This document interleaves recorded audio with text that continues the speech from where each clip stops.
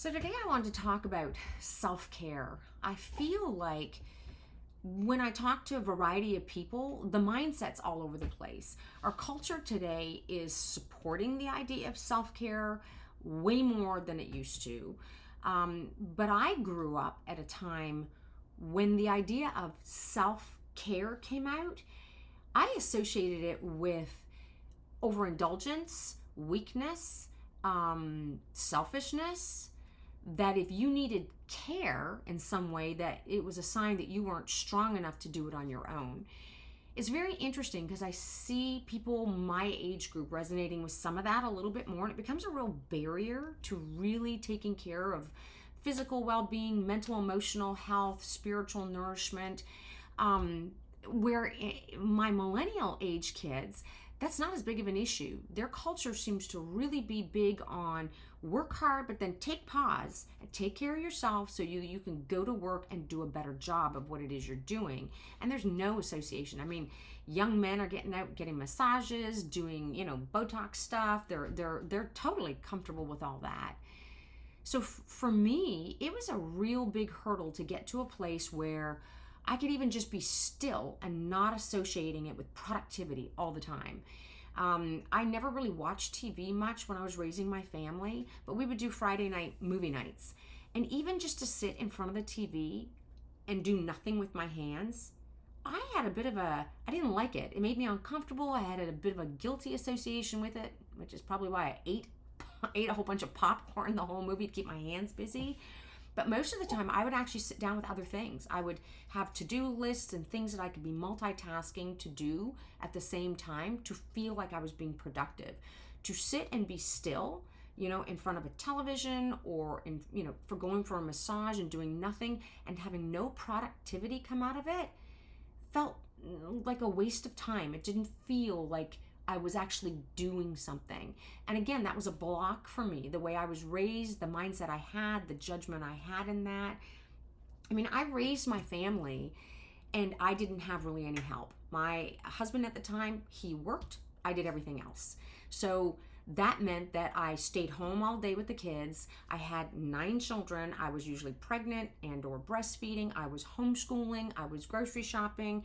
I was cooking, cleaning, and I kind of had a pride about that. There definitely was this badge of honor that somehow I had given myself, that I'm strong and I'm woman, hear me roar, and I can do it all. And I did do it all, but it came at a cost. I know that to be saying, for 30 years, I didn't really sleep. I didn't really sleep for 30 years.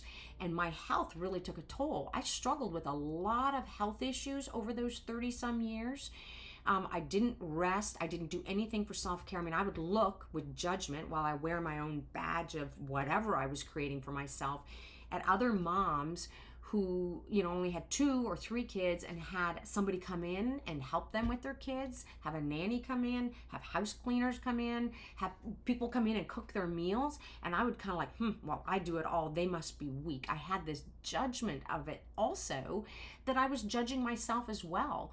There were so many times I had people just reach out to offer to help, and I was saying, no, I can do it. I've got it. And that wasn't healthy for me. That definitely was not healthy physically. But even in my mental and emotional health, I could have been a stronger mom, a stronger woman, if I hadn't been trying to be so strong. If I had taken time to just self-care, give my body what it needs in the moment, take a break, delegate, let other people pitch in and do some of the work so I didn't have to do it all. Now, I will say, as I started having older children, they were able to pitch in and help make everything run. But there was still this toll that went on, and this connection of my mind. It was a barrier that I had that I really had to overcome to understand that I can just be still. I can pause, just be still and not producing anything, and that's okay. That's okay. It can slow my thinking down. It can slow my nervous system down to allow me to, whatever it is I'm going to do next, be more fully present, be more engaging, not have kind of a little thorn in my side because I'm a bit resentful because of all the hard work I'm doing all on my own, which I created the pathway to do. And even like a massage I mean, I had done maybe 2-3 massages while I was raising my family, and they were connected to a vacation. So I went somewhere and, okay, mom, I'm going to get a massage.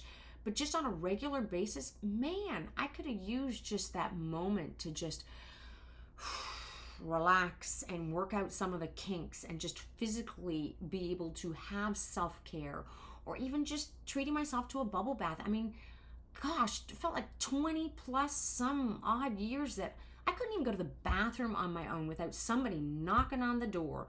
Try to get in the shower, somebody's knocking on the door, screaming, there's a dirty diaper, there's somebody's bleeding, somebody's always doing something.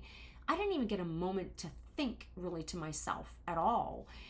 And I just know that not everybody's out there raising, the family that I had and doing it all on their own, but I do know there's people out there that really on the same connection up here have this negative association for some reason from their upbringing, from, their peers, from their family, from culture, whatever it is, that self-care means weakness. It means, self-indulgent, and it's selfish.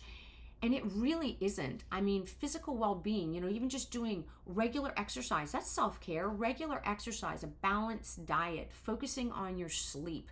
Just really, those are fundamentals to maintaining our health in general.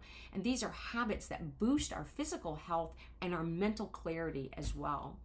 You've got mental and emotional health, just being able to relax and be in the moment and having things just for you, like a hobby, or maybe, journaling or enjoying a quiet moment, or listening to music, or just pausing to be able to relieve and prevent burnout or causing excess stress.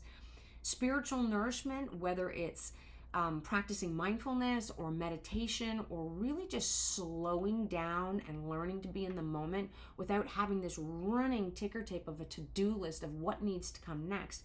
But really just, it takes 1 minute, 60 seconds, 3 big deep breaths in and out to just calm your nervous system. Be in the moment. That 1 minute, 60 seconds is self-care that can affect whatever it is you're about to do next.